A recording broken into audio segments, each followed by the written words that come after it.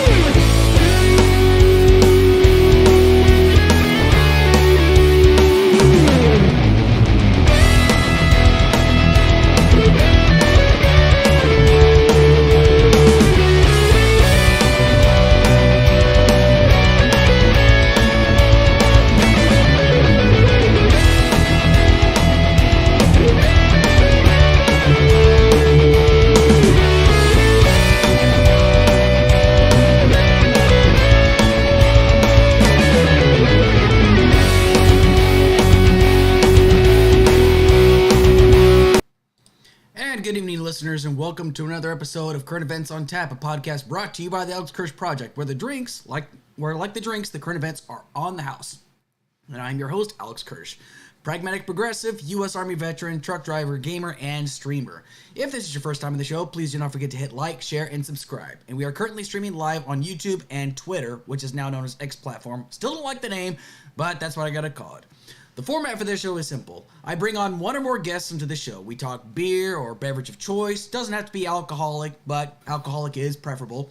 Each person will then discuss their beverage of choice for this whole hour, whether it's alcoholic or non-alcoholic. Then each person will cover two current events of their choosing. They give the current event, they give their assessment, then each person gets a chance to kind of give their assessment, and then we discuss it. Debate may be possible, but rest assured you are in a good faith zone, and you will get your chance to get your point across. The point is this space is for all of us to discuss the issues, what we think of it, keep an open mind, and hear what the other person has to say. But please remember, keep this within TOS. Now, without further ado, let's welcome our guest this evening, LetheWaterKai. How you doing, Lethe? What's good, my dude? Your boy LetheWaterKai right here. Tell everybody where they can find you real quick. Pretty much on all platforms, be it Twitter, I'm not going to call it that, YouTube, Twitch, pretty much on other people's shows. Wherever you want to find me, I will probably be. Yep, and if people are interested in finding you, I've dropped the links for you in this description. So why don't you go and tell us what you're drinking tonight, alcoholic or non-alcoholic? Unfortunately, non-alcoholic, but it's been getting me by. My new favorite, Gorilla Mind. Mm-hmm. What is it? A pretty healthy energy drink, but I mean, is there any really healthy energy drink? But for some reason, I just feel like I get a decent amount of clarity when I drink them. Sure. And they get me through my workouts, they get me through my streams, so I've been appreciating them. Oh, there you go. What's it like? What's that flavor in particular? This one is black cherry vanilla. Tastes kind of like a vanilla Coke. Okay. Nice. It's biz, 0 sugar, 5 calories. Mm-hmm. Okay. Yeah, I do not mind it one bit. What you sipping on tonight? Well, tonight I am drinking from the Upper Hand Brewery called Laughing Fish. It's an absolutely gorgeous looking can right here. It's Northern Golden Ale. And as you can tell, it has a very, very, very nice hazy color to it, essentially. I think it says 4.6% alcohol percentage, which is not bad, actually, considering most ales.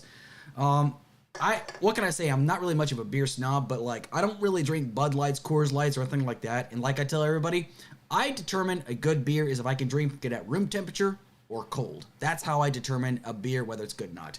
I haven't had this one at room temperature or not, but it's a very, very pleasant taste. And like I said, I just love the color. There's a lot of breweries up here in Michigan, and I like to buy pretty much local beers. But, you know, if I see a beer from the state of Oregon, I'm going to buy that because that's where I come from originally. And yes, I know I'm wearing a Miller Lite hat too, so. Ooh. Well played. Yes, sir. Absolutely. But yeah, I'm let's just say I usually like to drink beers. Liquors, I don't shy away from. I actually bought myself like a bottle of whiskey that's honey flavored because I'm a mead person. I love mead, but you know, yeah.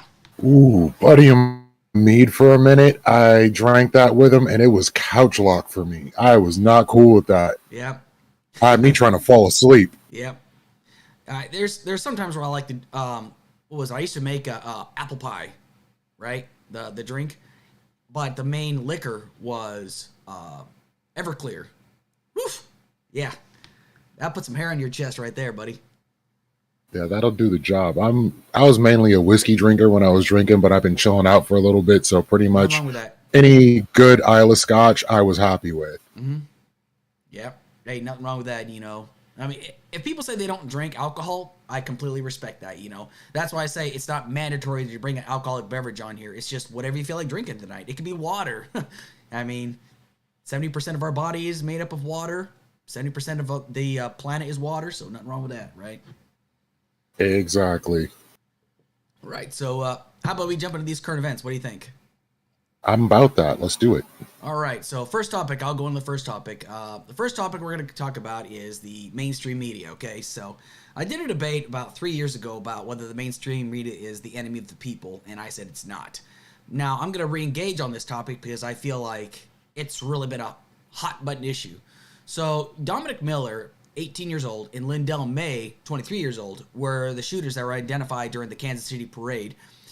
Even though, like, the right-wing media was pushing, saying that there was an agenda, saying that their identity was basically being kept secret for some time, and the right-wing media went ballistic. When people on Twitter were talking about it, you know, Kyle Rittenhouse talked about how he was identified immediately, and, like, because for the thing is, like, he shot 3 people, killed 2 people, I think it was, wounded another, and we right away knew his age, where he was from, and the thing was, like, the media was really quick to call him a white supremacist, and why he wasn't arrested right away, right? But people were pushing this agenda thinking, well, why aren't we learning more about these guys right now? And people were saying, oh, it's a guy that's a migrant that did the shootings, which that wasn't true either. Basically, what we found out so far is that these 2 gentlemen, these 2 guys, Dominic Miller, I wouldn't say gentlemen, actually, because they shot people, so, and Lindell May, the reason why they shot at one another is because it was a scuffle. They didn't say over what. it was just a scuffle, which is, you know, I'm sorry, but that's never a reason to shoot anybody over like a disagreement of some sort. But that just seems to be like the first, action, especially for those that like, I'm not a fighter, but I'm a firm believer, like people say, is like people just don't know how to fight anymore. What was it, like the movie Friday? Where he's talking about is like, men just don't know how to use these nowadays. You win some, you lose some. Some people just jump to the first thing. I mean, which I think is unfortunate because, one woman was killed and like 22 people were injured from this shooting, all over what? A disagreement, a scuffle of some sort, and it's ridiculous. But kind of going back into the whole mainstream media, people are saying, oh my God, nobody's identifying these guys. Why is that? There's like some kind of a narrative. Now, the reason I'm bringing this up is because sometimes I wonder, is there like an agenda with the mainstream media? Because I'm going to give a few more examples, right? When Jussie Smollett said he was attacked in Chicago in the middle of winter by guys wearing MAGA hats saying this is MAGA country, people jumped on the bandwagon and they didn't question it. I was a little skeptical about it because we're talking about Chicago here, okay? Not a whole lot of people with MAGA hats walking around that city. I know, because I've been in and out of that city for an entire year, basically, when I drove for a certain trucking company, right? I drove in and out of that city all the time. I walked the city at times, and there's not a whole lot of MAGA hats going around there. So it was very skeptical, but people jumped on it right away. It's like, oh my God, this is horrible. And then kind of find out that the guy was lying. Nicholas Sandmann, he was the Covington private school, whatever it was. He was confronted by Nathan Phillips, who was a Native American veteran who actually embellished his record, mind you. People say that Nicholas Sandmann was being racist towards this guy, even though he just stood there and smiled at Nathan Phillips. This kid was doxxed, he was harassed, he was threatened, the whole 9 yards. And the last example I'm going to give is that Jesse Ventura, a person I highly respect, was accused of telling Chris Kyle at a bar called McPee's down in Coronado that SEALs deserve to lose a few in Iraq, and Chris Kyle punched him, but this never happened. It actually came out in court that this never happened. He made up this story, but the thing was, like, the media ran with it right away because the first time Chris Kyle brought this up was at the Opie and Anthony show. Then he talked about on Bill O'Reilly, but nobody took the time to actually ask Jesse if this happened. And to this guy's credit, the only person that asked him about this first off was Alex Jones because him and Jesse Ventura were friends at the time, right? But the thing is that, like, the media just kind of ran with it without even talking to him. He was guilty until proven innocent, essentially. And so this is, like, where I'm kind of getting at, right? Is there some kind of an agenda, do you think, where they might not, they just seem to, like, push a story without verifying it? And my final point on this is, like, I wouldn't say that it's really an agenda. I just think that they're being sensationalist and lazy, essentially. And that's what Jon Stewart has actually said, is that the media is very good about selling the sizzle, not the steak, right? And basically, for those that don't understand what that means, it's just like, if it's hot, you gotta sell it, like, right away, even if it's incorrect, which I think is complete horseshit, essentially. And the reason why I say that is because, I feel it's more important to get the story out correctly, even if it takes you time, because if you just shoot a story out without taking the time to verify, you just look like an idiot at the end of the day. I mean, think about how many people are eating crow right now because of the stories they've pushed that turned out to not be true, essentially. So what are your thoughts, Lethe? Well, you led with the most hilarious of all of them, which was Jussie Smollett, and I'm going to say those of us who were supposed to be on his side instantly did not believe him, but stayed very quiet on the matter because it didn't sound right to begin with, and I don't know why he decided to run that way with it, and he's still trying to push that narrative. Oh, yeah. That was a very foolish one. But I have family that was in the media, and one of the things they like to say is, if it bleeds, it leads. Mm-hmm. So you're going to always try to go with the most sensational topic. And now that we're living in an age of social media, news comes out faster than most media outlets can work with. So to be able to be on the cutting edge of stories, they may put out information before reasonably vetting it. Whereas before, they had plenty of time to check sources, get the information, and then put out some still irresponsible at times, but some responsible news. With situations like this, one of the main things that I hear pretty often is, if they don't let you know who the suspects are, they are probably minorities. Mm-hmm. I'm not going to say that's not true. It happens pretty often. Mm-hmm. I'm not going to say that's right, but to not have people be harassed who were already probably in a bad position to begin with, you're probably better off not putting yourself in a position to be sued by putting out suspects' information, especially if they are underage and the information is sealed. That's going to be a problem for the news agency. If, like in the case of Kyle Rittenhouse, everybody and their mom had video evidence and was posting it on Facebook and everything else as the story was coming out, this was a very public thing that happened. So people had him from different angles, the whole deal. Now, if there was already media of these individuals that got into this altercation up on every single format, they probably would have put that information out a lot faster. Sure. But in this case, I believe one was 17, one was 18. And the two shooters? Yeah. No, it's 18 and 23. 18 and 23, okay. Yep. I saw one was 18, I didn't see the age of the other one. Yep. So in this case, an altercation over somebody looked at me the wrong way and they decided to throw hands. I mean, honestly, I expected this kind of situation to get put on blast by the media as quickly as possible, but they still didn't have enough to make it a truly sensational story.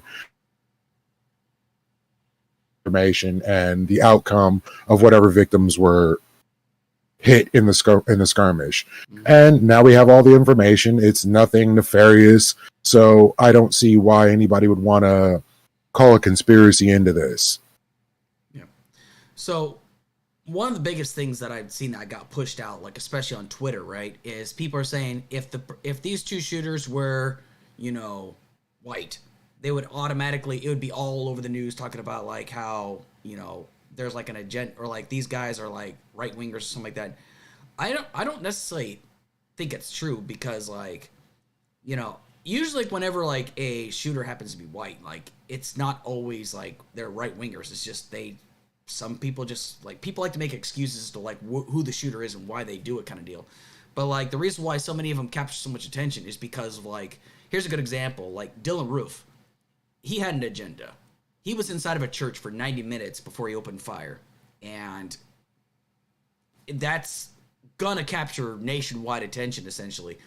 But like because of like he's the sole shooter, it's like the whole lone wolf thing. But then you've also got the what's his face?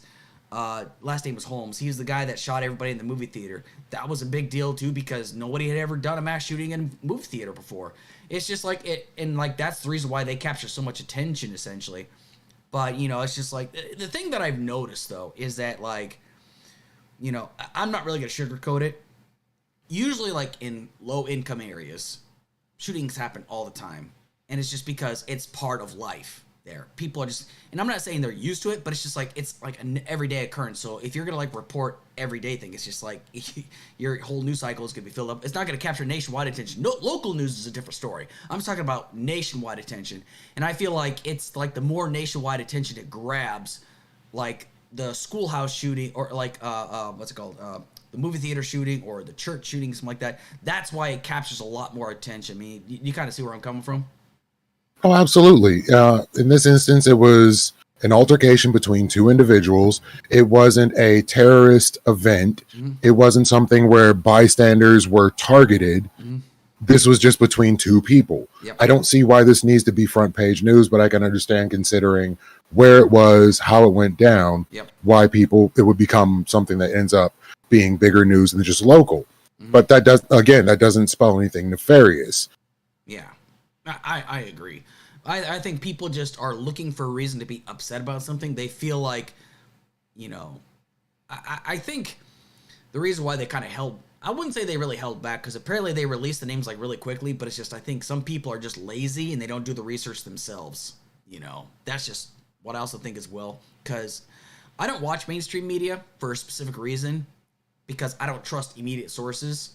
Like, I'll trust, but I'll verify the information. And I try to stay away from, like, mainstream media outlets. Like, I'll go to Reuters and AP News because they have a very high degree of reliability and accuracy when it comes to reporting things. But, like, Fox News, MSNBC, CNN, no. I used to like MSNBC when they had Mehdi Hassan on there, but then they cut him loose because of his points of view about what's going on in Israel and Palestine. And I was like, that's bullshit, I mean, obviously, yes, he's affected by it, but I just feel like you're just showing your bias essentially by cutting him loose. Essentially, that's just my personal opinion. Yeah, people are more likely to read headlines, take whatever information's coming right off rip. It's not in their best interest, and they tend to get fed, like, depending on what corners of the internet they're getting their information from. They're getting a more sensationalist or, well, like you said, lazy headline where they're just trying to get something quickly. Like, I remember when the Super Bowl happened, the whole thing with Matt Gaetz not wanting to hear the Black national anthem was all over the place, and I check it for factuality, and it was blown up well more than it should have been. But if you just take that information on hand, you're going to come out pretty much angry. And I feel like a lot of media tries to play into people's emotions more so than to play into media literacy. And I think on a whole, we need more critical thinking and more media literacy, especially now in the age of AI, where information's coming from all different directions. You can be very easily led astray. Absolutely. You know, it's interesting that you kind of bring that up, because like I cover this all the time, like where I'm a firm believer in trust but verify. That's why, like, I'm very, very, very careful. Like, when it comes down to assessing something, I have to make sure I'm correct in every aspect, especially like when it comes to like certain topics like Trump topics. Like, there are so many people out there that don't do their research. It's just they take whatever he says as gospel. Or if there's like another topic, I got to make sure I have all my facts in order. Leave that. But what can you do, right? You're roboting out a little bit. Am I? Can you hear me now? Yeah. Yep. Okay. But it's just, I feel like no matter what, you're going to have some people like, oh, that's a terrible source, I'm not going to buy into that. And I'm like, okay, what source would you like then? What source would you accept? And like, well, do your own research, you'll find it. I was like, that's not helping me any. Like, I try to call people's bluff. What source would help you, or like help me, so we can be on the same ground? But I never get any good answers there. That's really irritating, because, you know, I do a panel show every Wednesday. So I have to get a couple topics together, and usually I'm going through the sources, and people complain about what source things are coming from. Yeah. So I'm doing a topic this coming Wednesday about Tennessee lawmakers allowing officials to refuse to do same-sex marriages. Yeah. And, you know, you got Fox News doing it, you got MSNBC doing it, and then you got The Hill doing it. Yep. So I have to sit there and figure out which news source is going to be the source that people don't get angry about when I post the article and the link. Yeah. And depending on what the ideologies involved are going to be, that's who's going to complain about what the source is. Sure. And people will never tell you what source they're going to be happy with, or the source that they're going to be happy with is probably one of the more sensational and less accurate of the sources you have to work with. Oh, yeah. Absolutely. You know, before we move on to the next topic, essentially, like, the reason why I feel like that's a really strong point is that, like, let's go back to the case of Bo Bergdahl. You remember him, right? Oh, yeah. So let's take, for example, if I knew he was never going to get sentenced to death, even though people say he essentially committed treason because he walked off the outpost. Like, I actually talked to a guy that was stationed with him. Yeah, he walked off, and they were told, hey, don't say nothing about this, essentially. But I knew he wasn't going to get sentenced to death, because that would just kill the Army. That would be a PR nightmare for the Army, because the headlines would read, First Army POW sentenced to death. That's exactly what the headlines would read, because that's what's going to sell. That's like the kind of point I'm trying to make, is it's like, that's what people go for. They go for the controversy, because that's like you said, where it bleeds, it leads. I mean, and I feel like our society essentially has gone down the rabbit hole where, like, people will not know a word about, like, campaign finance reform. They won't know about, like, what's going on in, like, the fact that this is the first time, like, with the infrastructure bill that passed under Biden, like, in some reservations, some people don't know this is the first time they've ever gotten power. They don't care about that. But if you want to find out what Taylor Swift ate for breakfast, people are all over that shit. They will want to learn all about what Taylor Swift ate for breakfast and shit. And I'm not trying to dog on her, because she's got nothing to do with that. But it's just like, that's where our attention is. Like, squirrel, oh my God, this is what we're focusing on right now. That's exactly how it goes down. And sometimes it feels like, and this is one of the things that feels very conspiracy-like, when things like the war are going down, or there's funding or things going on in Washington, it feels like the more sensational stories end up rearing their heads, and you get some wacky thing to be outraged about, like Bud Light having a person on a can, or like what is it? Trump did this or that, or Jared Kushner's funding from X place, like something to get freaked out about. And people think that it makes you take focus off what really is happening that they don't want to cover in the news. And I'm going to say there's not a damn thing out there that's not going to get covered. You just weren't paying attention. Yeah. I guarantee you it's somewhere. Yeah, absolutely. It's just, it's all about what captures the people's attention, in my opinion. Like that's how you get people's attention. It's like who writes the sensational highlight and stuff like that. So, you ready to move on to your topic? Your first topic? Let's do it. Let's what was go. that? First one? Yep. Let me check. The Alabama embryos? Yes. Let's talk about this one. This is a really spicy topic here. Okay, so Alabama decided in a court ruling that embryos will be treated as live children for the most part, which has become a big issue for IVF. So now that there's more liability in dealing with these embryos, if something were to happen in transport and in storage of these embryos, IVF facilities are terrified of the liability that they have, and they are trying to move these things to more secure locations. It's going to make it more difficult to access these things. And coming in a time where people are saying we need to have more children, which is a talking point of certain people, this seems to be making it more difficult for people to be able to have children if they should want to have children responsibly, versus like the abortion issue, where you're having a lot of people who don't want to have children now being forced to have children, and they may not be equipped to, may not want to, or may be under horrible circumstances in which they're having children. I'm going to say, if you're getting IVF, you want children and you're prepared to have children. So these are the people that more than likely should be able to get these treatments. Sure. I found it interesting, like how I think like one of the test tubes broke or something like that, and it was a complete accident. I mean, like shit happens, right? But like the fact that the Supreme Court like wants to, did the Supreme Court really say they wanted to press, not the federal, but the Alabama Supreme Court like wants to press murder charges on this guy essentially. I find it interesting how Alabama has such a low quality of life in general that it doesn't take care of its own citizens. I've been through Alabama. It's bad. Like there's a lot. A good example of this is what's it called? Tuskegee, Alabama. That place is very impoverished. There's burned out buildings. There's like the grocery stores are like lacking. There's no hospitals there anywhere nearby. It's absolutely atrocious. The quality of life there is bad. And I'm not talking about just like in onesie-twosie parts. I'm talking about all across the state. Like the only places you're going to see like good quality of life is like in Tuscaloosa and Auburn. Why? Because they're big time college towns. Obviously you're going to have good quality of life there. But I'm talking about out in the country. Why is it that there's not good quality of life across the country, but yet they're worried about embryos? I'm priorities.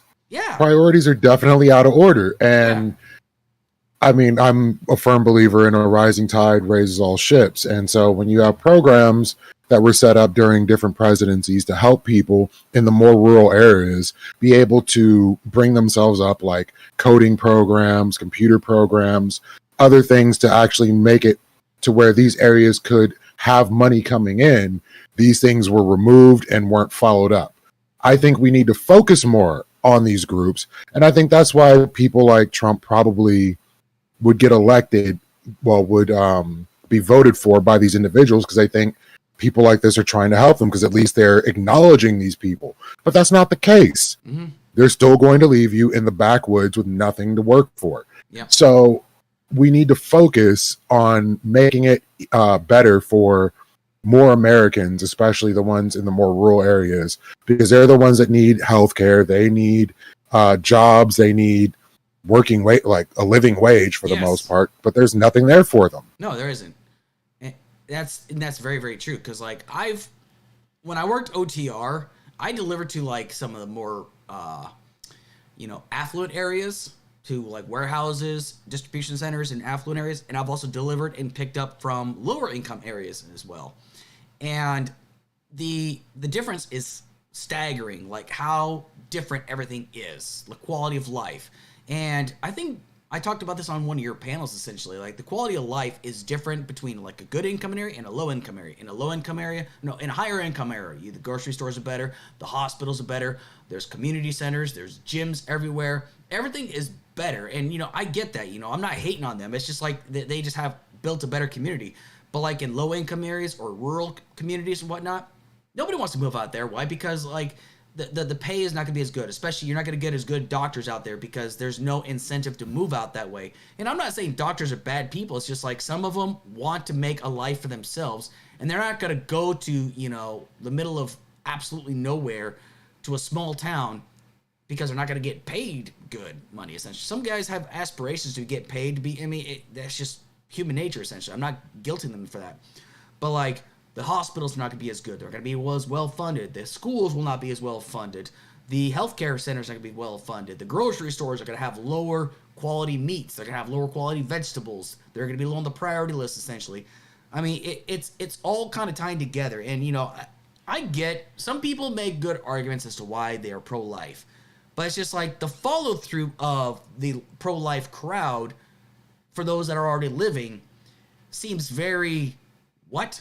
You say that you're pro-life, but yet the quality of life in your states are bad. They're just really terrible, essentially. I mean, that's just the way I see it. For the people that fight against universal health care, they care about being pro-life, but don't care about that life once it touches down on terra firma. Sure. This is, like, they say that you can almost predict what a person's life is going to be based on the zip code they're born in. Sure. Knowing they're not going to have schools, they're not going to have proper medical care. All these things are a factor in how well you do in life. Mm-hmm. I kind of feel like the pandemic made it possible to see where these holes are in the system and what we can do to allow for people to have access to better education, to online healthcare, to, like, there's so many things we can now do that we didn't even consider doing before. Yeah. That I think we can actually help these people now. But definitely forcing people to have children when they're not in a position, nor do they have the resources to be able to take care of them, reflects poorly on the politicians that are pushing for it, and is definitely not good for the general populace, because a person that's sitting there with 6 to 8 kids and barely making it without enough time to educate them while they're working a shift at McDonald's and a shift at the Walmart, taking shots at Walmart right now, is a horrible thing. Yeah. And you got to consider places like Walmart, McDonald's, these big corporations, they pay their people enough, don't give them enough hours to be able to get health care, and then they end up on welfare. That welfare comes out of the tax dollars of everybody else. Yep. So they are basically stealing tax dollars while sublimating their bottom line. Before we go on, I just want to say hi, Barb. Barbara is one of my most loyal followers. She always catches my shows. If she's not live, she catches on the replay. So, Barbara, thank you so much for watching still. But you're absolutely right. Walmart is actually the largest employer in the country, but it's also the largest employer that has the most people on welfare. Now, again, I am a person that supports the capitalist system, but I'm a firm believer in responsible capitalism. Essentially, it means that, like, there's regulations in place. They pay their people a good, fair wage, the workers, because I'm a firm believer. If you don't take care of those that are under your employment, if you don't take care of your workers, why should anybody work for you? And here's the thing. If a Walmart moves into a low-income part of town, right, it's going to suck up all those jobs. All the mom-and-pop stores are going to close down because everything's cheaper there, right? I get that. That's just the nature of the beast. The big eat the little kind of deal, right? But, like, the customer service may not be good at that Walmart because it's run like a machine, essentially. A mom-and-pop store is going to have, like, that personal feeling. It's like, oh, yes, Fred Thomas over here owned this mom-and-pop shop for 60 years. And then Walmart came and just swallowed that up because he can't afford to pay his workers because they're going to go over there and get paid a better wage. But the thing is, though, is that Walmart's the only thing they got in town. It's the largest employer in the country. No one's, and, like, it doesn't pay very well either, especially if it's in the middle of, like, Mississippi somewhere. I mean, it's just because the average wage in the country right now is $7.25 an hour. That's the average. It's 2024. Before I joined the Army, I worked at a green bean cannery in my hometown, and I was making $7 an hour. I thought I was banking back in the day. And the fact that we're still at $7.25 on average goes to show us, like, what is a living wage, essentially? Because $7.25 is not living, essentially. But then people want to give you the talking point that, oh, well, if you're working minimum wage, that was never intended for people to live on. You should get good. Mm-hmm. Apparently, you're failing at life. But if that's all you have the skills and experience to do, mm-hmm. how are you going to do better? Yep. They're not going to pay you more when you don't have whatever requirements they're looking for to pay more than $7.25 an hour. Yep. So you could have worked 15 years, but you've worked only in fast food. At best, you become a manager, and you don't have time for that. It's crazy. No, you're 100% correct. And I know I'm not saying we're deviating. We're actually, it's all kind of tying into the topic, essentially. But, like, here's the thing. The reason why that's such a good point is I used to have the same mentality as, like, well, if you don't like where you live, there's no good opportunities, just pack up and move. It is expensive to move. It is expensive to move because, first off, you got to make sure, like, if you have a family, right, you got to make sure that you find a good school for your kids. You got to make sure that you live in a good part of town or a decent part of town. You got to make sure the quality of life there is good because you want to give your family good opportunities. But there's no guarantees in life. For all you know, like, there's no job openings anywhere near you. So you were pretty much stuck like Chuck. Like, the only time you can make, like, a huge life-changing decision that can, like, is join the military. That's it. That's pretty much the only other option people really have. But then you got to think, if you're a single parent raising, like, 2 or 3 kids, right? Where are your kids going to go while you're in basic training and advanced individual training, whatever it's called afterwards? Your kids got to go somewhere. They can't come with you, essentially. There's a lot that kind of plays into it, but everyone thinks, like, oh, well, you know, just pick ourselves up by the bootstraps. That's not how things work, okay? Bootstraps is not a good argument to use anymore because if the opportunity is not there, if you're just somebody that, you know, you graduated from high school and let's say, for example, you get married at the age 18. You don't want to join the military because you don't want to be away from your family. I get that. But you can't go to college because, you know, you started too early. Now you have a family to support and take care of. The only job that you have is working at a mill. There's no other job opportunities out there. You don't like where you work out, but there's nowhere else you can work at this point. You're pretty much stuck like Chuck, and people are like, oh, just pick yourself up, go find another opportunity. What if the next town you live in is 40 miles away? That costs money. Gas prices, especially nowadays. Like, it's not as easy as people make it out to be, essentially. Well, see, in reality, the idea of picking yourself up by your bootstraps was originally meant to show how ridiculous the idea is because it's physically impossible. Mm-hmm. And so, like, where you talk about pick up and move, nobody who's doing poorly is going to move to a better area. They're going to downgrade. Mm-hmm. That's the reality of what people say. Oh, you're living outside of your means. Move somewhere cheaper, which is going to give you less opportunity. Nobody progresses when they're doing poorly. You progress when all of a sudden you get a promotion or you gain a new job set and you have more money coming in. That's when you're able to move to better areas. And that's when people talk about things like generational wealth, so on and so forth. If your family had money to begin with, then for the children that are coming after that, they're going to have a better opportunity. And with that better opportunity being in better schools, being able to go to college, they're going to be able to do better for their kids. But when you have nothing to pass down to your children and no means for them to do better, guess what? That's going to be where you are. And unfortunately, as much as the military is a means for a lot of people to make some money, it also preys on the weakest of society. The people with nothing else to turn toward. It's either going to be crime or it's going to be the military. Yeah. You have no other choice. Yeah, I've known plenty of guys that, like, had to go that lifestyle because, like, I knew one guy, he joined the military because he didn't want to go down the life he was. Like, at the time, he was a Crip.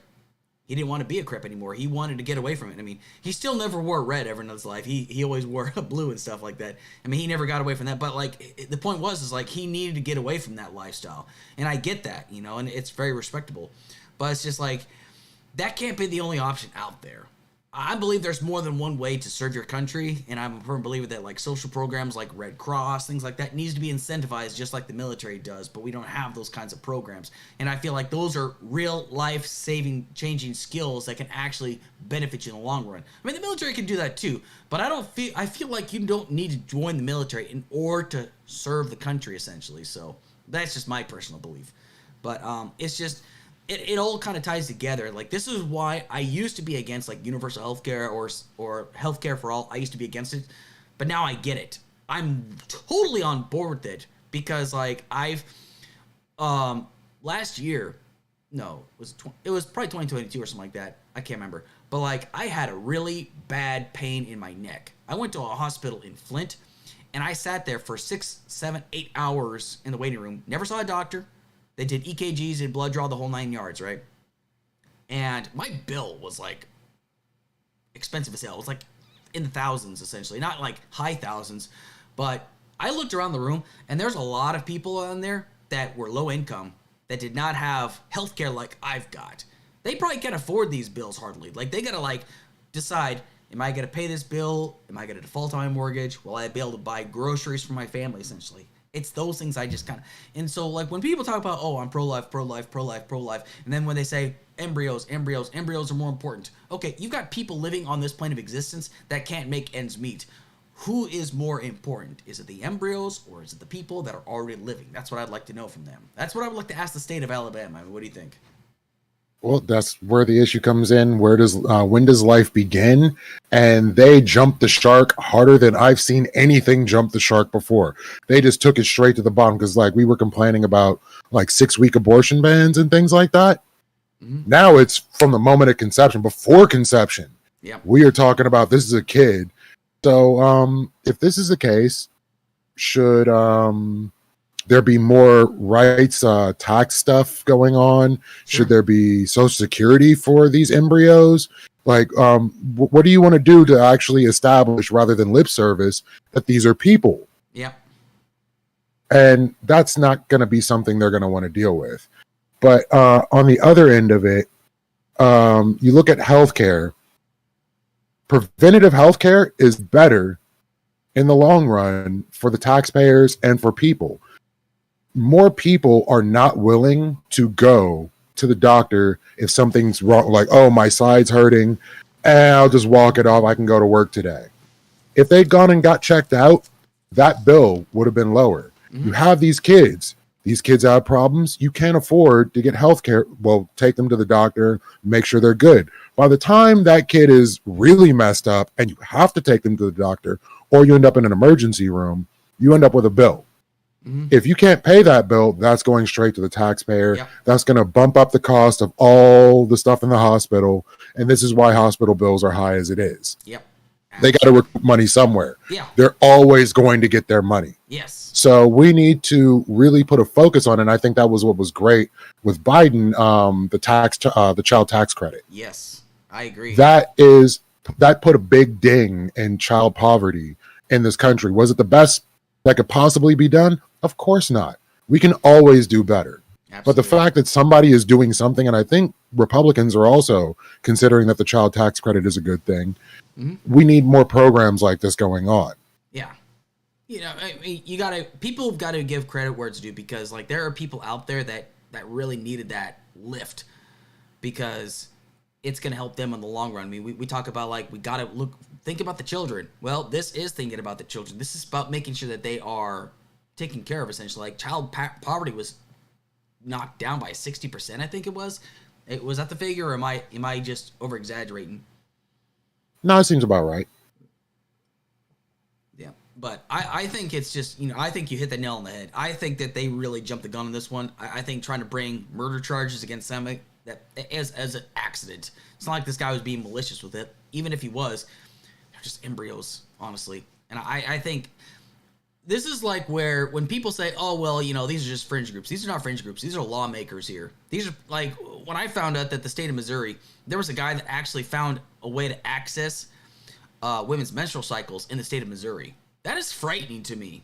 The fact that there's people out there trying to access women's medical records to find out when their menstrual cycle is, that's how deep some of these guys are willing to go. Like, that's a huge invasion of privacy. And this is supposedly coming from the people that are limited government. These guys are not limited government. They are all about this control. I mean, especially on this issue here. Yeah, and like when you consider the precedents that can happen from this, like what's going to happen if women start having miscarriages from negligent actions? All of a sudden, you're a murderer. Mm-hmm. Like this is like, I hate to say slippery slope, but this seems like a really slippery slope to where people can start facing charges for things that are out of their control or just for being stupid. And I don't think you should have to go to jail or face arbitration for being stupid. That happened in Ohio. Remember that woman that they were going to try to charge her with murder because like she had a miscarriage and the baby ended up in the toilet or something like that. They said she was trying to destroy the evidence. She was already going through enough as is, and people are trying to charge her with murder. How ridiculous is that? Exactly. And people that are in the position to where they couldn't have afforded the health care and ended up in that problem in the first place definitely don't need more problems. People already have enough problems. Yeah, it's absolutely atrocious. I mean, just ugh. I'm like, this is people think this is just a cut and dry issue. It's not. It's complicated. It's very, very complex. I mean, we talked about it on that panel that I was on with y'all, the one I just kind of popped in on. It's very complex. It's not this cut and dry.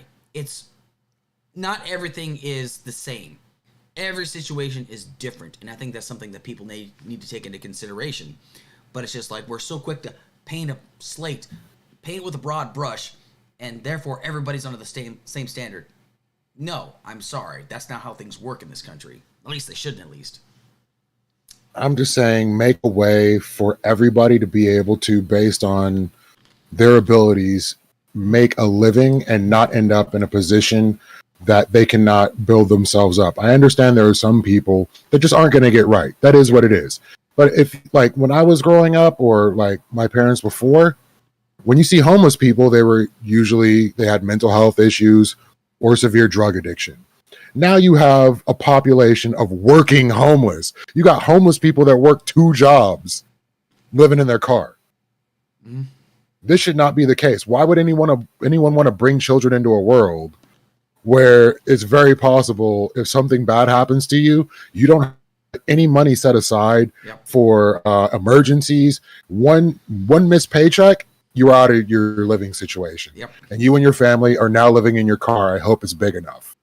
And of course, then people are like, oh, are you saying those people need to die now? Nobody's making that argument. That's the point. Nobody's making that argument. Nobody's saying that those children that are born in poor situations need to be put to death. No one's making that argument. That's ridiculous. No, I'm saying they need to have a ladder to be able to pull themselves out of their situation. Not bootstraps, a ladder. Exactly. You know, it's not so much like, people think it's like, oh, well, you're on the government dole. You're always going to say, not necessarily. I know plenty of people that like needed that welfare, and then they were able to find better opportunities afterwards. Now those might be the exceptions, but that's just kind of the point, though. But like we could go into welfare, but you know, we're just that's another rabbit hole we'd go into. But it's just like there are people out there that take advantage of the system. Doesn't matter who they are. There's people out there all across the country that do it. But again, that's another issue essentially. But 100% a ladder, provide opportunity. That way, if a person feels like, okay, I can afford to have this child, I will have this child. Essentially, it's just like it makes the decision much easier. So, but did you have any other thoughts on that topic? Yeah, the line. Yep. Go ahead. I'm just saying the line between poverty and homelessness and having a roof over your head is very thin these days. Absolutely. That needs to be taken into consideration when we're making these decisions for what people can and cannot do with their lives. Absolutely. You ready to move on to the next current events? I'm about that. Let's go. All right. So, a list recently came out earlier this week of the presidential historians. It was about 156 historians, essentially, that came together to devise a list of who is the best presidents and who is the worst. I'm not going to do the entire 45 list. It's going to take forever. I'm going to do the top 10 and the lower 10, okay? So, top 10 in accordance from best to, from 1 to 10, from highest to lowest, okay? Abraham Lincoln is number 1. Franklin Delano Roosevelt, number 2. George Washington, number 3. Theodore Roosevelt, number 4. Thomas Jefferson, number 5. Number 6, Harry S. Truman. Number 7, Barack Obama. Number 8, Dwight D. Eisenhower. Number 9, LBJ. And number 10, John F. Kennedy. The last 10. Number 35, Richard Nixon. Number 36, Herbert Hoover. Number 37, John Tyler. Number 38, Zachary Taylor. Number 39, Millard Fillmore. Number 40, Warren Harding. 41, William Harrison. 42, Franklin Pierce. 43, Andrew Johnson. Number 44, James Buchanan. And number 45 is Donald J. Trump. Number 45, obviously. So, Dope 45 at 45. it was an interesting list. I'll put it this way. Like I said, I'm not going to cover the entire list. A lot of this, I'm a little where they draw the line at. But again, these are experts essentially. But if I'm going to kind of give my personal viewpoint on this, and that's kind of like where we'll go. I'm a Theodore Roosevelt fan. I love Theodore Roosevelt, okay? I consider him the best president ever. He prioritized, conservation, established national parks, forests, monuments to preserve our national resources. He believed in workers' rights. Like, he was very progressive in his day. Like, he believed, women should be able to do the same jobs as men as long as they're capable of doing it. He believed that if a worker is working in an environment and he's not getting paid a decent wage, and if he's not going to be taken care of, and if he's not living in safe working conditions, then that employer is he's tore up from the floor up. He's fucked up like a football bat, essentially. Like, that's the kind of things he believed in. He wasn't perfect. He was very racist towards Chinese people, and that's fucked up. I don't like that. But, there were some things that I thought that he did good on, that he was fantastic. Dwight D. Eisenhower. He was one of the most forward-thinking presidents. Like, our infrastructure was at top-notch, essentially. He was doing state-of-the-art stuff. Like, he was the reason why the interstate systems were put in place to begin with. Because when he was in Germany, he saw how the Autobahn was constructed. Now, granted, the Autobahn was constructed primarily by Holocaust slaves, essentially. But he saw the benefit for that, because, for those not aware, the interstate system was devised in the event that if we get invaded, you could move your military on the road from one side of the country to the next in lightning fast speed. That was the whole purpose of the interstate system, essentially. But that was so forward thinking, like, nobody even thought that was going to be possible, but he did. He thought that was a good idea. There were some other things that Roosevelt did, but I kind of skipped over that, but I'm just going to press on anyway. Now, when it comes down to the list, Lincoln, I don't think he should be number one, okay? It's just a personal opinion. Now, don't get me wrong, he was a master orator, he was a great storyteller, and I do think he had some good intentions. But what's the number one thing that people know Abraham Lincoln for? Abolishment of slavery. That's the number one thing people go for. Now, would it come to surprise people that he actually wasn't an abolitionist? He wasn't. He did believe that slavery was wrong, but he also saw that it was the law of the land at the time. He just didn't know how they were going to kind of find a way to get out of slavery, essentially. The abolitionists, however, were trying to convince him, hey, this is how we do it, essentially. So he was on board with it, but he even said, don't put me in your group. I'm not an abolitionist, okay? But the abolitionists were like, okay, we'll take care of this, and you just pass the bill. It's like, okay, yeah, that sounds good, essentially. So Abraham Lincoln, there was a lot of things that he wanted to do. Like, for example, he wanted to send some of the slaves back to Africa, to the Caribbeans and whatnot, so they can go back to their homelands, essentially, because he firmly believed that. Even though a lot of the people that were slaves were born in this country, he wanted to send them back to Africa and stuff like that. And it's just like, it would blow people's minds if they realized these things. FDR had some good policies, Social Security, the New Deal, but he was also responsible for putting Japanese people in internment camps, which is a really dark period in history, essentially. People say, oh, well, there was a time, well, I don't care. It was horrible. Like, we just rounded up all Asian people, just threw them into a camp, especially because we were afraid of them. We thought that they were going to turn against us and whatnot, which was completely ridiculous. But Biden being number 14, I think, is a bit high for me. I would put him at maybe 19 or 20, I think. But I'll be honest, he's not going to be remembered for being a great president. He did inherit an absolute mess. He had a pandemic to deal with, an economy in the tank, unemployment skyrocketing, a supply chain crisis that was just beginning due to COVID to worry about, multiple combat theaters of combat to deal with, election deniers to deal with that still believe that he stole the election, a withdrawal from Afghanistan, which I will say was bad. It was a disaster piece, but it was going to be a disaster piece anyway. And this all happened within his first year of office. And I pretty much predicted whoever is going to be president of the United States is going to have a long 2 to 3 years, essentially. But when it comes down to the worst presidents, I will definitely say this. I don't think Trump is the worst of all time. He's definitely up there as far as really shitty presidents. He's worse than Nixon, without a doubt. But I gotta say, Andrew Johnson is the absolute worst president of all time. He's the first president. Why Johnson? He's the first president ever in the history of the country to be impeached. And he's also the one that yanked all the 40 acres and a mule for slaves, essentially. All the freed slaves were promised 40 acres and a mule, right? By General Sherman. He pulled that offer. He actually pulled that off the table. And guess what he ended up doing?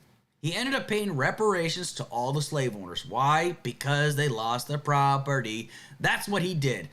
Basically, for those that are wondering, like, oh, well, you know, it happened so many years ago, you don't get your... Okay, there's a reason why, you know, certain people didn't get reparations. It's because of Andrew Johnson. He's the person that set that in motion and basically said, we're going to play back the slave owners because, you know, they lost their property, so let's cut these guys some slack. Fuck that, I'm sorry. But, you know, there's arguments out there. Oh, well, we didn't want to start another conflict. Fuck that. I'm sorry. That's just a bullshit cop-out answer, essentially. This is why I put him as the worst president of all time. Because what he did is, you could pretty much say that things that are happening today and have happened throughout our history since the end of the Civil War is because of Andrew Johnson going back on the promise that was made to give 40 acres and a mule. Anyway, what are your thoughts, Lethe? So, yeah, what Johnson did, or what Tyler did was terrible, but it's not just that. Like, if that had just been it, we probably wouldn't have had a problem. And if you look at the situation, the South was a powerhouse before the Civil War. Slavery was untenable. So, with Lincoln pushing for slavery to end, this was about the time we were getting toward automation of a lot of things. Yeah. To where slavery wasn't going to be tenable anymore. Then you have a bunch of people that are slaves that are making no wage and aren't putting anything into the economy. So just all the way around, it wasn't something that was going to make America better. You were going to have a bunch of people impoverished. Giving money to the slave owners at the time was going to keep the economy going, because at least these people would be putting money back into the economy. But essentially their way of life was about to go the way of the dinosaur. So they were screwed either way. Mm-hmm. So I would say the 40 acres and a mule thing, yeah, that's freaking terrible. But the more terrible thing is the segregation and the policies that kept black people from integrating into society was the bigger issue that kept black people from being able to be productive members of society in the way we would like them to be. And this is carried on up until the 50s, 50s, 60s, like until you get the civil rights era. It was just terrible. And that's why I say, what's his name? J. Edgar Hoover should be real close to the bottom, because he was one of the people trying to stop the civil rights movement, putting FBI plants in to the movement. Yeah, he was trying to make sure things stayed the way it was and keep status quo as America had it, which continued perpetuating the problems that we were going to have in America. But when we go down to like the worst of the worst, I want to say Donald J. Trump deserves his place, rock bottom, twice impeached. Then you get to his pandemic response. So when you think what a president is most necessary for is when America is at its most dire point. Yeah. You could say George Bush made terrible terrible moves when 9/11 happened. But it wasn't nearly as abysmal as having a global pandemic, and this asshole does almost worse than anybody else on the planet. Oh, yeah. Not only did he do terrible with pandemic response, he divided the country on lines, said, oh, well, these states didn't vote for me. I don't think we should prioritize ventilators for them. What the hell kind of president does that? You are the president of the United States of America, not the president of the United States of people that voted for you. Yep. What kind of dog shit is that? Yep. So he made great strides to divide the country on party lines while ruining the economy, while getting impeached, while trying to remove aid for different causes that were going on, pulled us out of the Paris Accords, tried to extort money from Ukraine for information on opposition. For all the things you would complain about for Nixon, he did it threefold harder. Oh yeah, absolutely. He's worse. He's way worse than Nixon. I mean, it's just like Nixon got caught and he resigned. He knew there was no way out of it. Essentially, I've listened to the Bob Woodward tapes twice, and people say, "Oh, don't listen to the Bob Woodward." No, you need to listen to the Bob Woodward tapes. It is like Bob Woodward narrates it and he's very dry. His cadence is really slow, but it's good information because, like, you listen to how he says, I always like playing it down because I don't want to create a panic. Well, here's the thing. You can be honest with the American people without inciting a panic. You just got to be honest because, you know, FDR used to do his, you know, fireside chats, and he was always honest with the American people. A lot of the stuff was terrifying to think about, but you got to be honest with the American people. And when COVID first hit, you know, they had a task force that was left by Obama because they were dealing with Zika virus. They were dealing with, like, you know, swine flu and stuff like that. So that's why they assembled that task force. They got rid of that. But we had to trim some fat. Yeah, they got rid of that task force, which was stupid, right? And they just kind of dissolved it and absorbed it into different groups, which is the dumbest thing ever. But then, like, he decided to delegate this down to the states. I'm sorry, but, you know, there's a reason as to why when the president does something, it has a drastic effect. People will see what the president is doing, and just delegating it down to the states is the laziest thing that you could possibly do. Now, you can say, well, listen, this is what we're doing right now, and we think all other governors should do something like this, right? And just, if it shows that it works, everyone's going to take suit, essentially. But if you start sowing doubt and discord in there, yeah, of course, then people are like, oh, no, the vaccine is poisonous and stuff like that. And it was the dumbest thing ever. So, yeah, his response was atrocious. I mean, and, you know, bringing up the Afghanistan thing, it was him that actually made the deal with the Taliban. Without the Afghan government present, he negotiated the release of 5,000 Taliban fighters who returned to the battle, essentially. And leadership. Yeah, it was just... So then on top of that, one of the worst things he could have done is he ruined faith in democracy because he was unhappy that he lost. Mm-hmm. You don't ruin faith in our system just to try to prove a point for yourself. Yeah. That sticks him. All these things say he should be sitting at the very bottom. Yeah. For the few good things he did, which he can't even be happy about, like Project Warp Speed, which I don't even think that was that great. Like it would have been done anyway. Mm-hmm. But he could take responsibility for Project Warp Speed. He can't do that. Mm-hmm. The wall was a silly idea to begin with. And I think I was dying laughing when I heard the wall proposal to begin with. I'm like, how do you build a wall across the Rio Grande? Yeah. I give Trump credit on a couple things, right? For starters, I give him credit on the Space Force. People thought it was stupid, but I had a friend of mine that actually explained to me why it's a good idea. Because he actually did a podcast, and you know, another shout out to him, Michael Hilliard. His podcast called The Red Line episode. It's a great podcast. It covers all geopolitical stuff. And it's one of the most thorough geopolitical podcasts you'll ever listen to. If you want to, I can send you links to it. But he actually talked about, like, the next frontier, where the next wars are essentially going to take place in space. Now, we're not talking about, like, space lasers. We're talking about, like, he had a conversation a while back about, like, if you could go back in time, what's the technology you would take with you? Some people say a gun. Some people say, like, a tank, a fighter jet. One guy said a satellite. Because just think about, like, how well prepared Napoleon would be if he took a satellite before he invaded Russia. Or, like, Hannibal crossing the Alps, essentially. Like, just think about, like, how beneficial it would be to have that technology in your grasp back in the days of, like, Thermopylae and the Greeks, essentially. I mean, you could be well prepared, but the reason why Space Force is a good idea is because that is the next frontier. I got to give credit where credit is due. That's where the next battle is going to take place, because whoever has control of space is going to control the next initiative, and that's something we definitely have to take into consideration. But, you know, that's like one of the few things I'll give him credit for, so... One of the few. There are like a small handful of things you can really give him credit for. And can you say it wouldn't have happened had anybody else been in office? Sure. I'm not going to say no. What do you think about Biden's rating?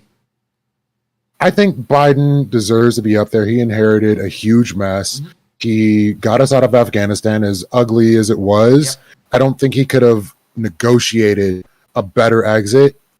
And with what was on hand, it could have gone far worse. Yeah. And we may have ended up in, because say he had decided, oh, we're staying in longer until such and such happens. Ceasefire ends, American soldiers die.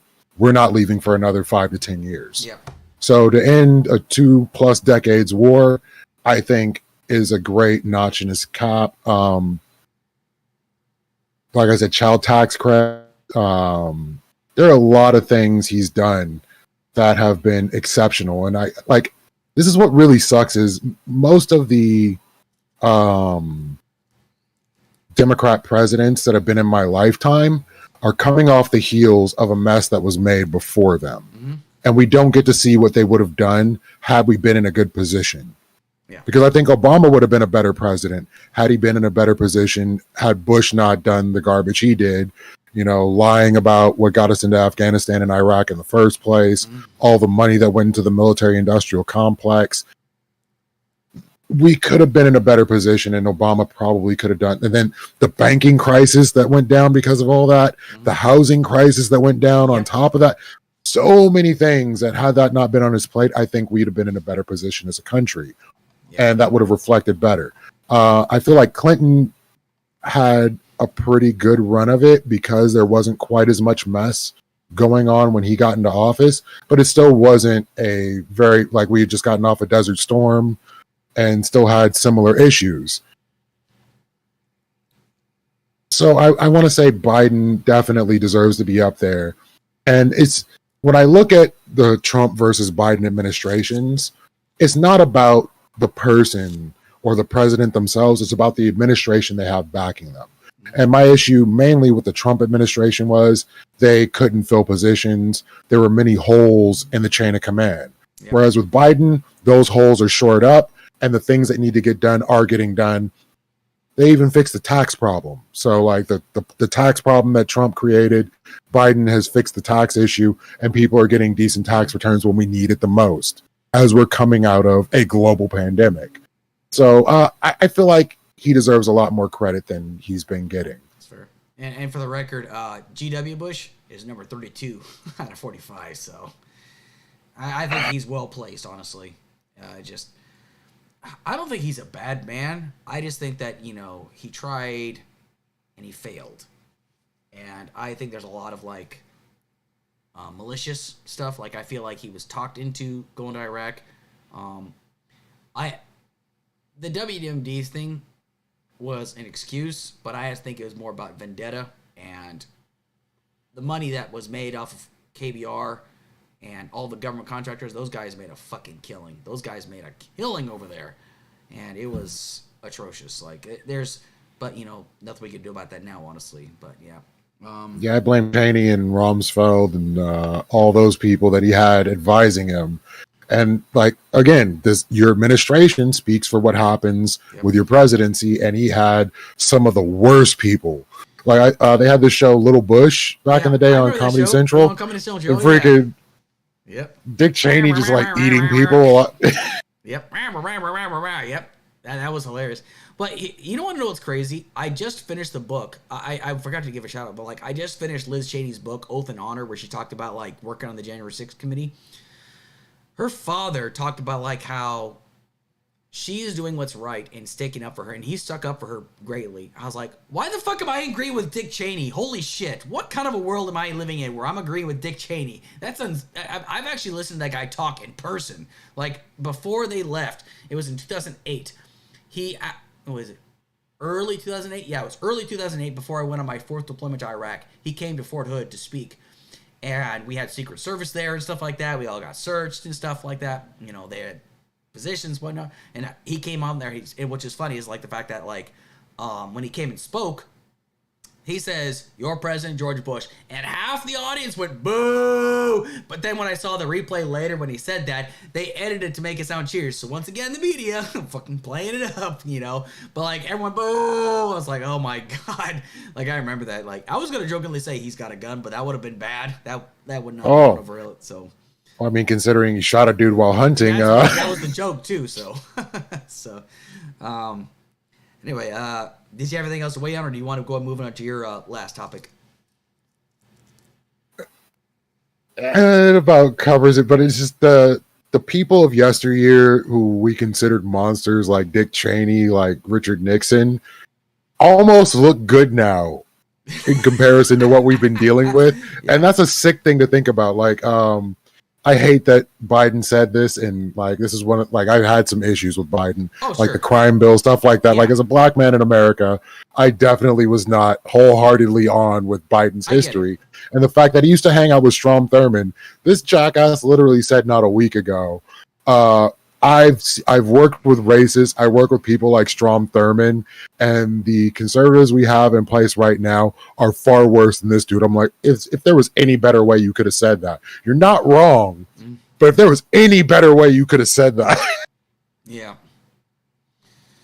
And people. So I'll close it on that. Yeah, well, people like to bring up the fact that he was friends with Robert Byrd, and I always have to remind people. He renounced his clanship decades ago, and he said it was the biggest regret of his entire life. He said, like, if I can apologize every day, and I will apologize every day, but it'll never be enough. But the fact that, like, when he died, the NAACP even said that he is a huge civil rights icon, and they were very grateful. He didn't agree to the 1964 Civil Rights Act, but the 1968 one he was definitely on board with. And I get that. It's just, some people are just influenced poorly, and I get it. The people say, oh, people should forgive and forget. Well, for some reason, they want to forgive and forget Robert Byrd for that. But he renounced his clanship. He apologized, and he became a huge civil rights icon after he left. I mean, he says it was the biggest regret of his entire life, and he apologized all the way up until his dying days. So, all right, go ahead and give us your last current event for the evening. So you had a FBI informant off of a what is it called? FD 1023 that was being pumped for information by the Conservative Party for information about Hunter Biden, including the laptop story that went to Rudy Giuliani with the blind computer repairman that knew for a fact that it was Hunter that dropped it off because it had a sticker on it, all that good stuff. All these things about Joe Biden's finances being connected to Hunter. Come to find out that was Russian disinformation coming out. And now that this has come out, it has become still a talking point on some ends, but people believe wholeheartedly that there was this laptop, there was this information out there, and it has to be true or else they wouldn't be running on it. And this has been a big question mark over the Biden administration, to where they've been calling them the Biden crime family and all this other stuff. Yep. But then if you look back at when Trump was initially elected, like before the election, accusations of Russian influence weighing over that administration don't seem all that crazy anymore. So in what direction should we be looking at the propaganda? That's a good question. I look at this story, when I first heard it, I was like, I'm not surprised. And the thing is, like, what separates like Biden from Trump is the fact that, like, the Justice Department says, like, they've got people out there that want to impeach Biden. And when they says, Mr. President, what do you think about people wanting to impeach you? He smiles and says, good luck. That's all he says. He doesn't talk about it on social media. He doesn't have meltdowns. He doesn't say they're going after my son. He's directly said, if my son did something wrong, he's going to answer for it. He's staying out of it completely, which I respect. And, people are like, oh, he's going to pardon his son. He's already said he's not going to do it. Now, will he really not? That remains to be seen. But I don't think he's going to do it.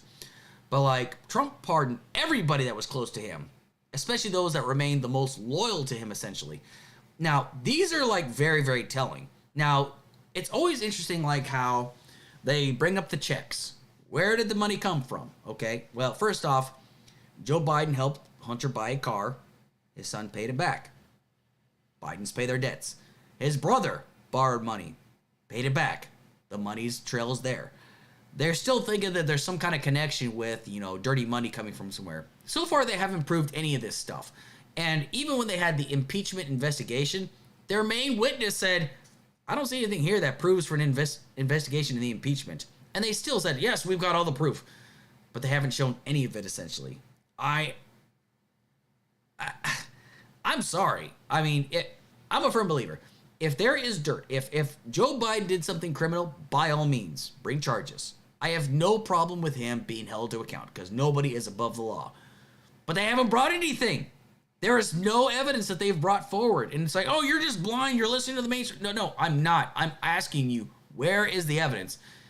They're not telling me anything. They're saying, look at the dirty money. What dirty money? For fuck's sake. So, you know what a FD 1023 is? No, go ahead. Tell me. Okay, it is an affidavit.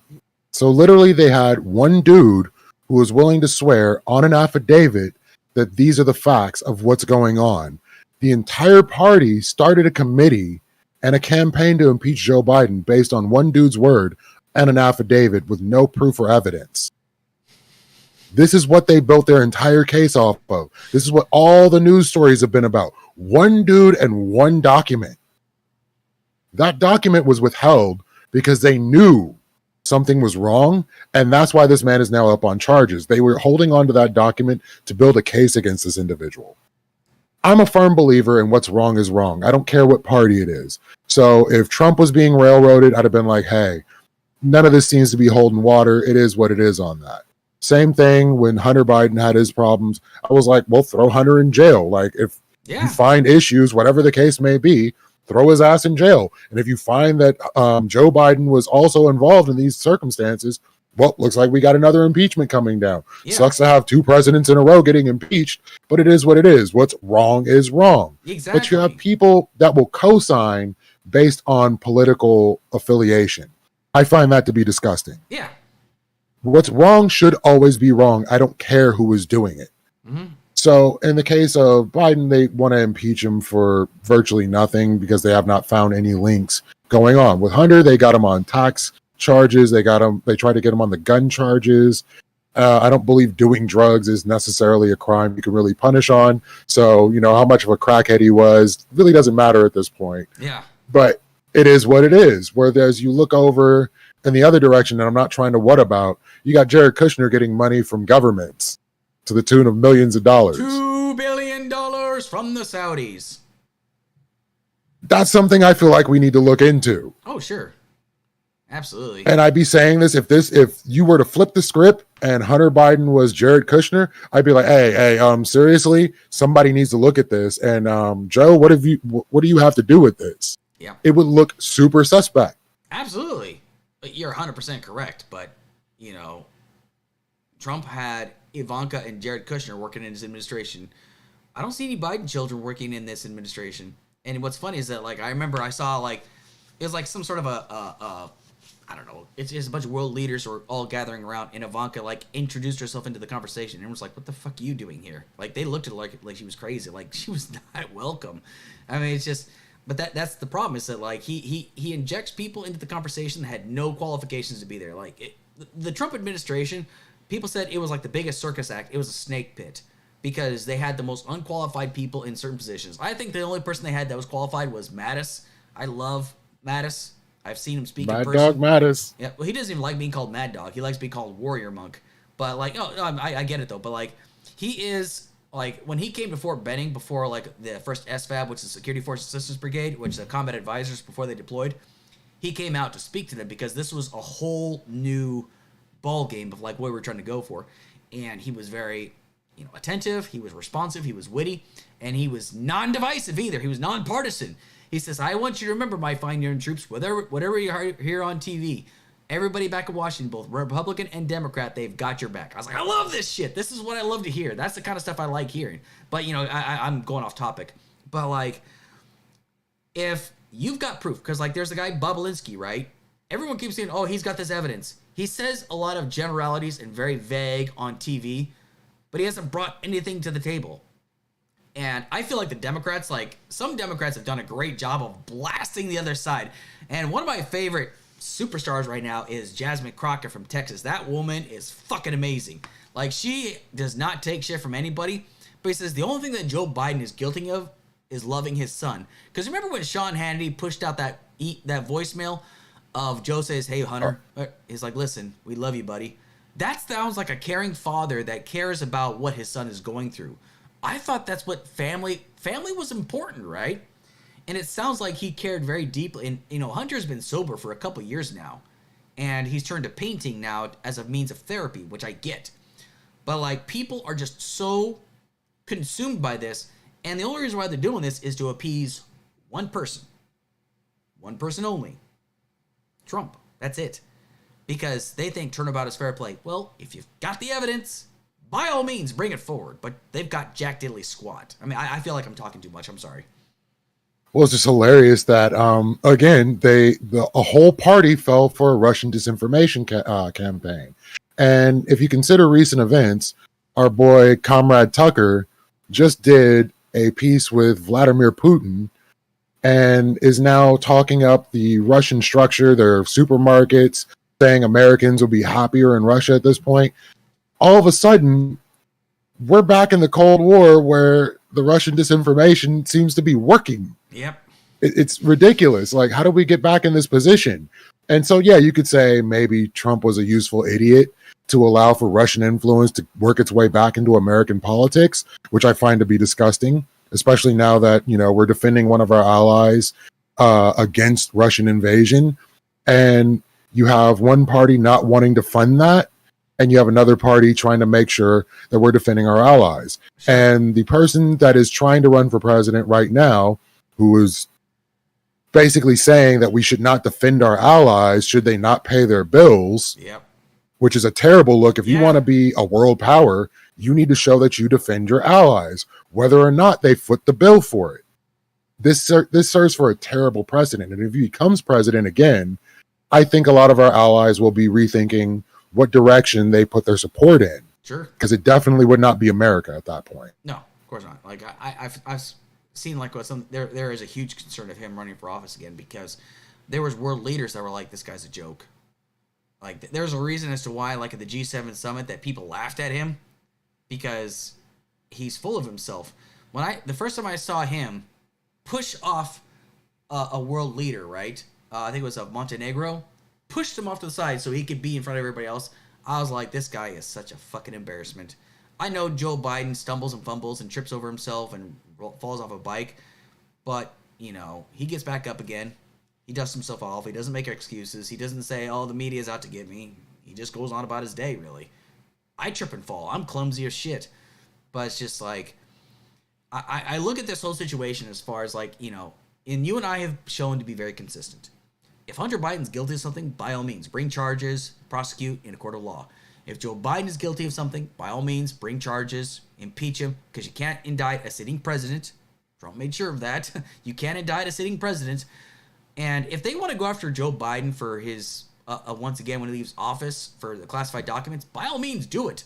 But even the special prosecutor said he wasn't being malicious about it. And apparently even that guy has shown to be somewhat shady, but even he's partisan, and even he said that Joe Biden wasn't being malicious. And even explained how his situation is different from Trump's, essentially. I mean, right now, the MAGA crowd is just fighting an uphill battle. And there's potholes everywhere, but they still insist that they are correct. They think that they have a case. They don't have shit, as far as I'm concerned. Yeah, it's kind of hilarious when you look at a person who is pretty much anti-democracy, so it seems at this point, and yet you still have so many Americans backing them. Mm-hmm. Why would they be fighting so hard for a person who didn't do a lot of good for the country and only has the availability to have 4 more years, unless they're hoping for Project 2025 and making him dictator until he passes away? Yep. I don't want us looking like North Korea with a necrocracy. Nope. Absolutely not. When I first read about Project 2025, I was like, this is the Handmaid's Tale, essentially. Like, it really is. Like, I don't want to live in a place where religion rules. I don't want it. Because, like, I'm not against religion. I just think organized religion is the biggest crock of shit. It's done more harm than good. Billions of people have died because of organized religion. And I'm not saying all religions are bad. There's been a lot of great deeds done by religion. I believe in God. I believe in Jesus. The whole 9 yards, right? But organized religion has done horrible things to people. And to live in a theocracy, no fucking thank you. I'm sorry. I don't want to live in that. No. Well, you can't find a theocracy on this planet that's doing well, unfortunately. But here's another one from my media family. There are only 3 things that we consider organized. Organized sports, organized religion, and organized crime. What do these 3 things have to do with each other? Oh, you're right, honestly. All of them are corrupt. Yeah, absolutely. I mean, organized sports gets pretty shifty at times. I mean, I still watch it. I watch the shit out of it. But yeah, organized religion. Oh yeah, what a crock of shit. It's wild. So then you look at what organized religion does in regards to politics, and this is a panel I want to have in the future if I can get the right people on. It's whether or not churches should lose their 501c3 for becoming active in politics. Because when you're preaching from the pulpit that a certain person is ordained by God and another person is evil incarnate, has demons inside of them, and so on and so forth, you get some really messed up ideas out there. And that's why you got people showing up to Nancy Pelosi's house with a hammer, giving her husband a concussion, wondering where Nancy is. You got people storming pizza places, trying to figure out where the children are. You have people on the left that are not the most well put together people. And I'm talking the left, not just Democrats. I'm talking the left. Yeah. That may not be the most put together, but they aren't doing things like this where they're looking for imaginary children and attacking lawmakers in their homes. They may shoot someone in a protest. They may be involved in like the Oklahoma City bombing kind of stuff. Like, you may have some issues like that, but it's very different. Your everyday person now believes that the other side is literally being controlled by the devil themselves. Yep. That is dangerous. Absolutely. Religion is a very powerful means of control.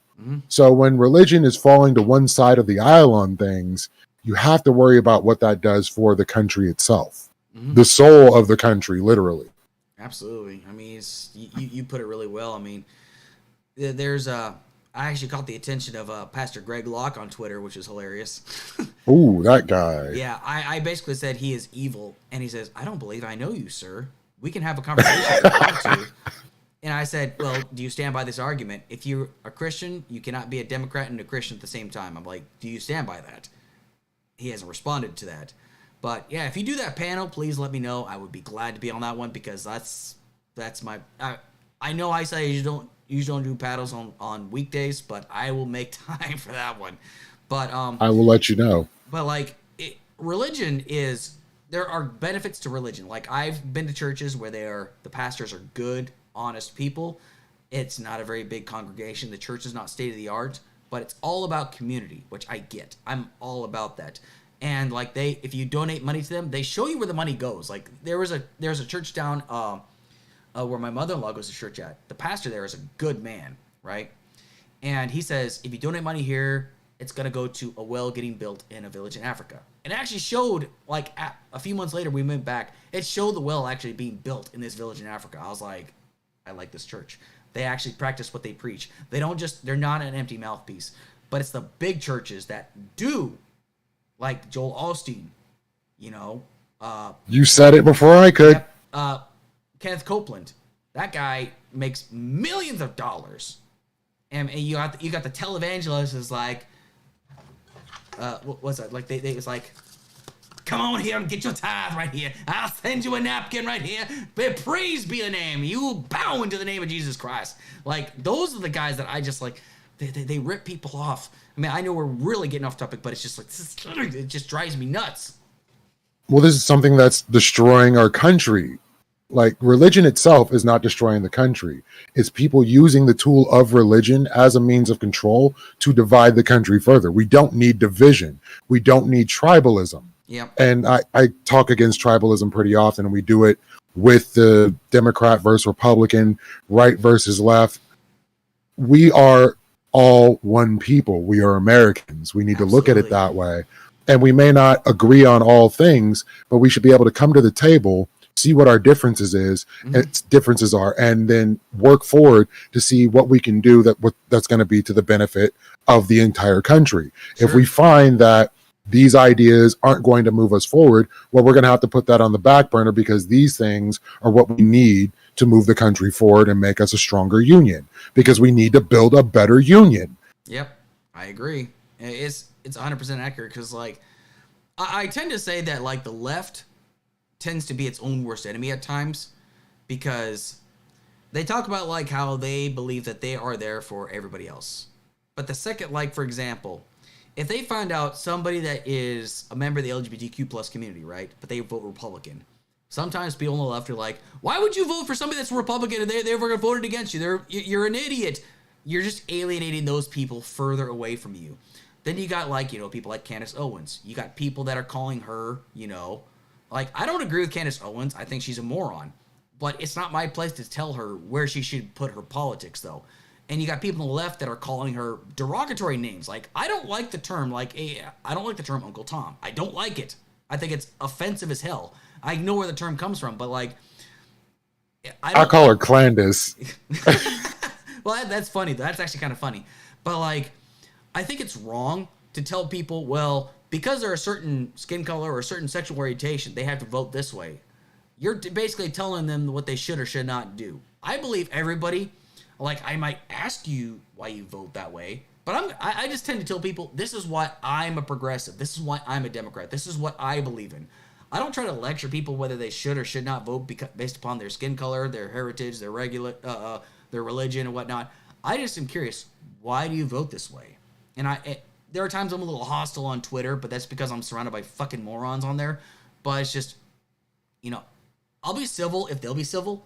But the second they start attacking me, then it's game on. It's on like Donkey Kong kind of thing. I mean, you saw that on your panel. Like, I started acting in faith, and then a couple guys were like, okay, it's fucking on now.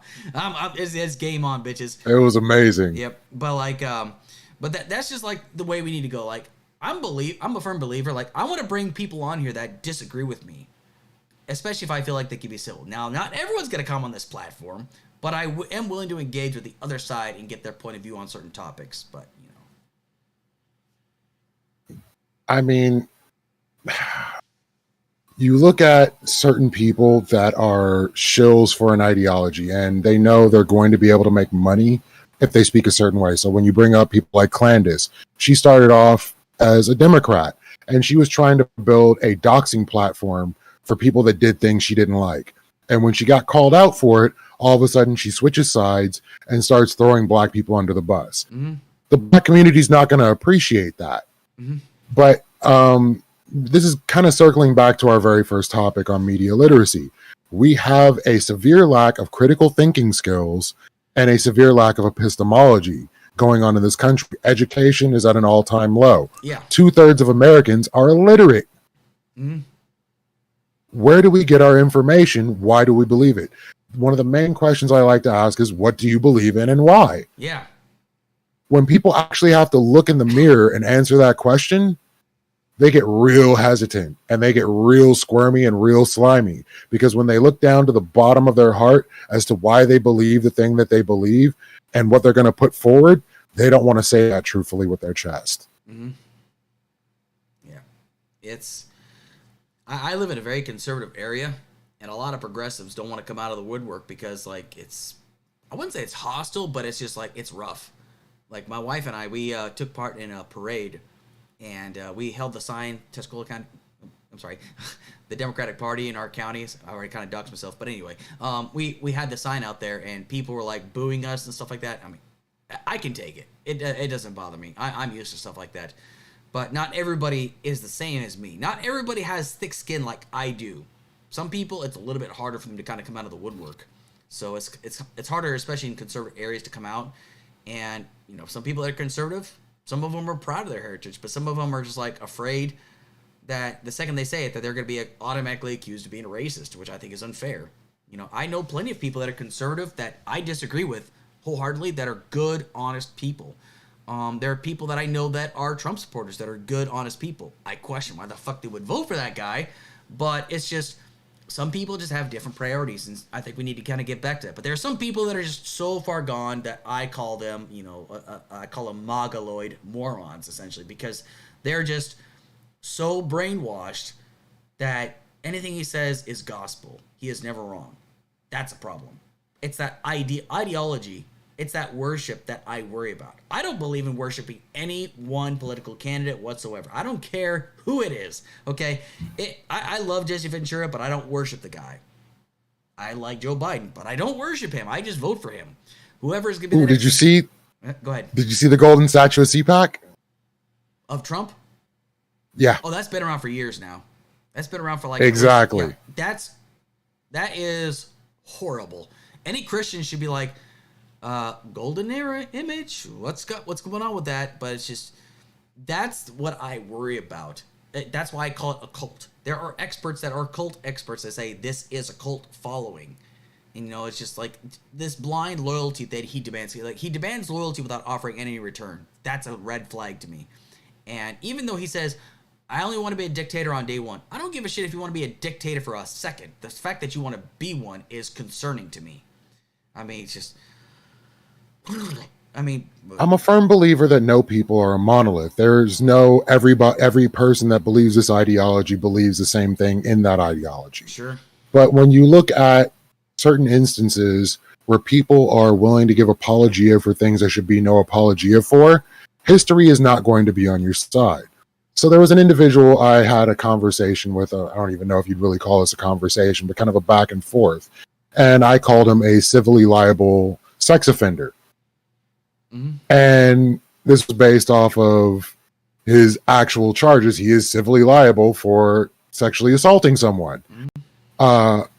Then you go back to his statements where he said, when you're a star, you can do whatever you want. Yeah. They let you do it. I don't even wait. I just start kissing them. Yeah. That sounds like sexual assault. Yeah. So then I'm told by this individual, you didn't hear that. You didn't put it in the right context. My question at that point is, at what point is there good context for sexual assault? Yep. Please, I'll wait. Yep. When you are giving apologetics for assaulting a woman, yep, you're on the wrong side of history. Let me ask you a question, okay? If you got told a story about a guy that met his wife, well, this guy was still married, right? But let's just say there's a woman that he works with, and he really wants to get with her. And he decides the best way to get with her is by letting the air out of one of her tires just so she could say, I need a ride home, and he gives her a ride home. What would you consider that person? That person is probably dangerous, a little stalky, and has some issues going on. It's Jesse Waters from Fox News. He actually did that. Wow. He actually talked about it on the news, too. He actually talked about it on Fox News. Ooh. Like, and people are like, oh, that's so romantic. That's not romantic. That's serial killer shit. Like, that's how he met his next wife. He was still married. I'm like, oh, my God.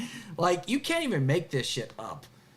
It's like, ooh, that should never see the light of day. I would never talk about that. I mean, like, dude, bro, there are some things you don't let out in the open. But the fact that he said is like he actually deliberately let the air out of her tires so he could give her a ride home. That is some serial killer shit right there. My God. So, like, when you hear things like that, when people tell you who they are, you should believe them. Yeah. You know. And when you're co-signing for it, you have to look inside yourself as to why you would be doing so. Yeah. And that's why I ask some people questions like, okay, you believe in values, you believe in morals, you believe in traditions. I respect that. And, you know, like, and if people tell me it's like, okay, fine. If people tell me they don't like Joe Biden, fine. I'll hear them out. They say, oh, I think he's corrupt. Oh, I don't think he's moral. Okay, fine. You think he's corrupt. Why are you voting for somebody that has a history of corruption? Oh, what corruption? Trump University? Oh, it wasn't that big of a deal. Dude, $20 million, $26 million that they had to pay out because it was that corrupt. Like, I looked into the history. Oh, my God, what a travesty. But it's just... I could go on all day. People say I have TDS, but there's a reason for that. It's because I've read 8 books. 8 books on Donald Trump. Not books that he's read, but it's like people that have written books about him. Because I have to know my enemy. I consider him my enemy, essentially. That's just my personal enemy, essentially. But, like, there's a reason for that, though. It's because I feel like I have to be as informed as humanly possible. It's like gathering as much ammunition as I possibly can, essentially. Yeah, I don't see how looking at what's wrong being wrong could be considered a derangement syndrome. If somebody, like, there are women that gave marriage proposals to Jeffrey Dahmer while in prison. You just don't know him like I know him. Like, what is this? Well, that's derangement. The guy that killed his wife and children, Jesse Watts or whatever his name is, there's women that are saying, oh, what a sweetheart. Oh, are you fucking crazy? What is wrong with you? Like, you what? I love my country, but we have some of the dumbest fucking people in this country. I have no problem saying that. Like, we are surrounded by idiots. I'm not saying I'm the most intelligent person on the block. I have my moments what my wife calls Alexisms, but you know, I got Letheisms. Don't worry, we're in the same boat. But it's just like there's some people in here that are just like dumb as a box of hammers. Like when you got people that still believe that JFK Jr. is still alive. Like I was out making deliveries one day, and I drove through a small town, and there was a Donald Trump JFK Jr. sign 2024. I'm like, you have got to be kidding me. Like, it's real. People still believe he is still alive. I just... The things people believe these days. Like I said, epistemology and critical thinking skills. We got to get back on this. We need to work on these schools. We need to start better educating people. We don't need to have this mill that we call the public education system that just teach people to be good cogs in the system. Yep. We need to start teaching leaders. Absolutely. I mean, that's so essential. I'm a firm believer in that. Like, teaching is really essential, and I think a lot of it kind of plays into like how the school is structured, and the size of the classroom matters because, you know, people say like classroom size doesn't matter. Has anybody ever tried teaching a class of 75 students at one point? I have. It's not easy. Like, college professors, it's one thing. They're just going to keep going. And if you're not taking notes, that's your own fault, which I get because you're an adult at that point. You need to be keeping track of things. But, like, you know, people that are young adults, it's more different. Like, you got to keep their attention. It's really hard to keep the attention span of 75 people. Now, imagine a middle school teacher. You got 6th graders in front of you. They've got the attention span of a gnat. You've got to keep their attention span intact, and a good teacher will do that. I mean, that's why it's so important. And, like, you got to get them interested. You got to get them excited about learning, essentially. And it's so hard to do. Why? Because of standardized testing. Get rid of standardized testing. I'm sorry. But, you know, we could go in circles about that. But gotta have higher standards. Absolutely. And I'm not talking about, like, higher. I'm talking about quality standards, too. Not just who looks best on a piece of paper. We're talking about the critical thinking skills. Who's got the best critical thinking skills so they can be better prepared for the roads and the minefields ahead. Because it's a rough load out. It's a rough road out there. Like, you're not gonna have life figured out until you're at least 30.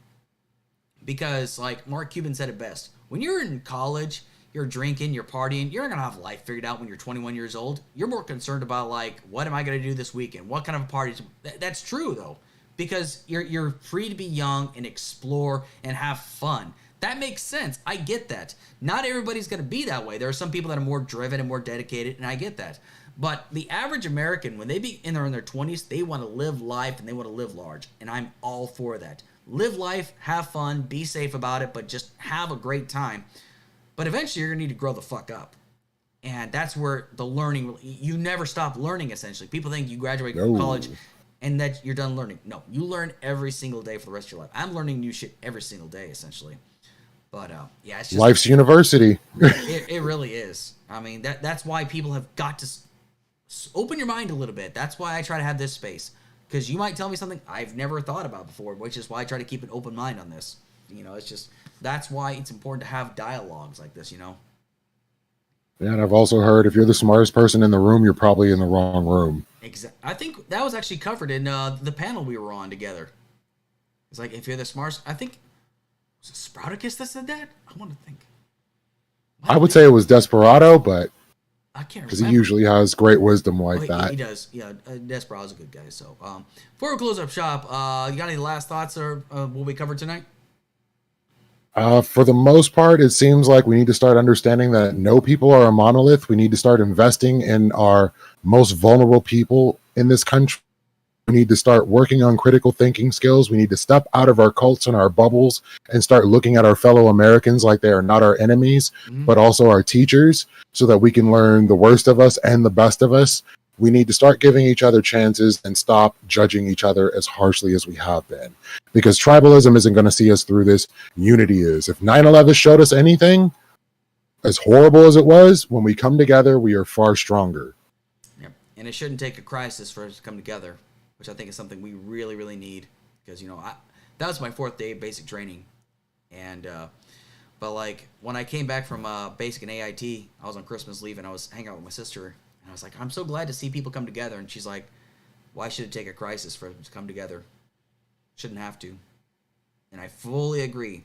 It shouldn't take a crisis. Like, we shouldn't have to be coming together when something bad happens. We should be like this all the time, but we're so divided. So, but Yeah, anyway. to get on my nerd stuff, that was actually the actual moral of the story of the comic book The Watchmen.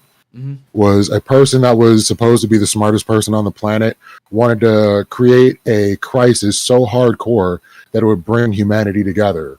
And that was the point of that story. That it's really sad to have to think about it that way. Yeah.